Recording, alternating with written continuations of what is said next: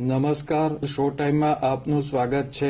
ભારતીય જીવન વીમા નિગમના વેસ્ટ ઝોન વર્ગ 3 અને 4ના કર્મચારીઓના સંગઠન વેસ્ટ ઝોન ઇન્સ્યોરન્સ એમ્પ્લોઈઝ એસોસિએશનની 24મી જનરલ કોન્ફરન્સનું ભાવનગર ખાતે આયોજન કરાયું છે।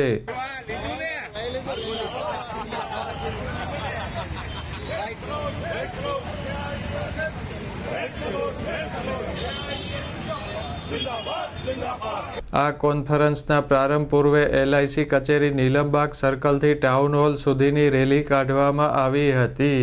આ રેલીમાં LIC વેસ્ટ ઝોન યુનિયનના આગેવાનો અને કર્મચારીઓ જોડાયા હતા।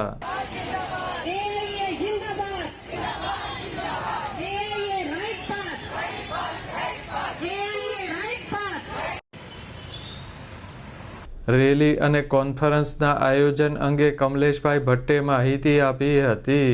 આજે અમારા western zone Insurance employees association છે એનું 24મું મહાઅધિવેશન ભાવનગર ખાતે યોજાઈ રહ્યું છે।